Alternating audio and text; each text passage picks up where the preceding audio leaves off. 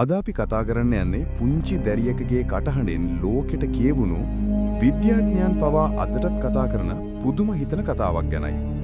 තමන් කලින් ආත්මයේ පිරිමි ළමයෙක් කියලා කියපු, තමන් ඉපදින්නත් කලින් එංගලන්තේ රජිනව දැක්ක කියලා කියපු, ඒ වගේම තමන්ගේ පරණ පවුලේ අයට ආදරේ වගේම වෛරයත් ඒ විදිහටම පෙන්නපු ඥානතිලකා බද්ද විතානගේ ඇදහිය නොහැකි සත්‍ය කතාව ගැනයි. ඉතින් වීඩියෝ එක පටන් ගන්න කලින් මතක් කරනවා තාමත් සංලක්ෂා නාලිකාව සබ්ස්ක්‍රයිබ් කරලා නැත්නම් සබ්ස්ක්‍රයිබ් කරලා එකතු වෙන්න කියලා.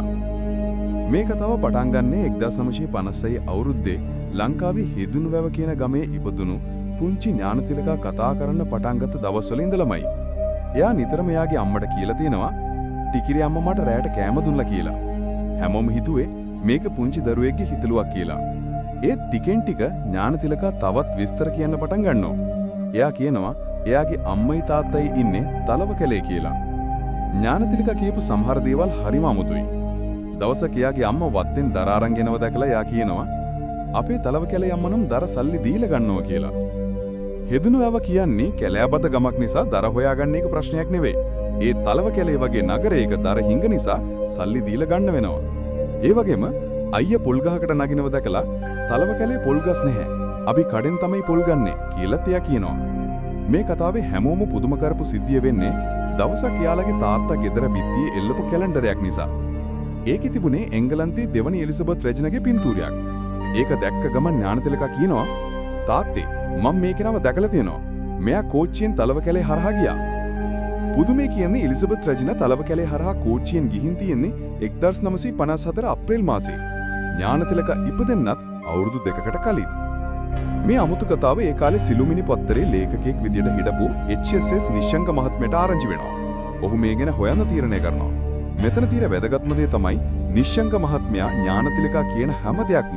ඒ කියන්නේ එයාගේ පරණ පවුලේ සහෝදරියන් 6 දෙනෙක් ගැන, එයා යාගේ අක්කයි රජිනව බලන්න ගිය හැටි ගැන, සිරිපාදේ නැග්ගේ හැටි ගැන කියපු හැමදේම පරණ පවුල කවුද කියලා හොයාගන්නත් කලින් ලියවිලි සහ ටේප් මගින් සටහන් කරගන්නවා.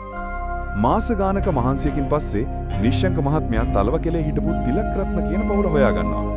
ඒ පවුලේ තිලක්රත්න කියන අවුරුදු 13ක පිරිමි ළමයෙක් 1954 නොවැම්බර් මාසේ, ඒ කියන්නේ රෙජිනා ඇවිල්ලා මාස කිහිපයකට පස්සේ මිය ගිහින් තියෙනවා. ඥානතිලකා කියපු හැම විස්තරයක්ම ඒ තිලක්රත්න කියන දරුවාගේ ජීවිතේට හරියටම ගැලපෙනවා.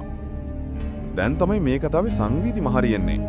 නිශ්ශංක මහත්මයා පවුල් දෙකේ හමුවීමක් ලෑස්ති කරනවා.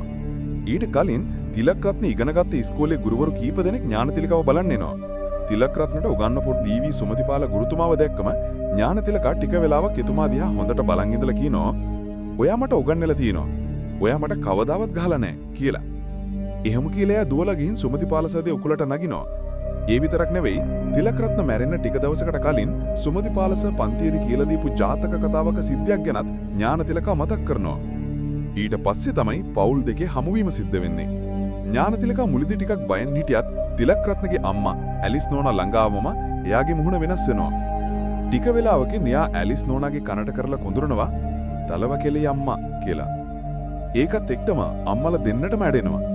ඒ තිලක්රත්නගේ සහෝදරයා බුද්ධදාසව දැක්කම ඥානතිලකාගේ ඒ සතුටු මුහුණ එකපාරටම තරහ මුහුණකට හැරෙනවා. එයා කියනවා බුද්ධදාසව අඳුන්නේ නැහැ කියලා. ඇත්තටම තිලක්රත්නයි බුද්ධදාසයි අතර හොඳ සම්බන්ධයක් තිබිලා නැහැ. දවසක් බුද්ධදාස තිලක්රත්න හදපු පොඩි බුදු පහනක් කඩලා තිනවා. ඥානතිලකාගේ ඒ තරහ ප්‍රතිචාරය තිලක්රත්නට සම්පූර්ණයෙන්ම ගැළපෙන එකක් කියලා පර්යේෂකයෝ තහවුරු කරනවා. මේ සිද්ධිය ගැන පර්යේෂණය කරපු ලෝක ප්‍රවිද්ධ මහාචාර්ය ඊයන් ස්ටීවන්සන් කිව්වේ ඥානතිලකාගේ සිද්ධිය එතුමා අධ්‍යයනය කරපු සිද්ධීන් අතරින් චර්යාත්මක ලක්ෂණ අතරින් ඉතාමත් පෝෂත් එකක් කියලයි.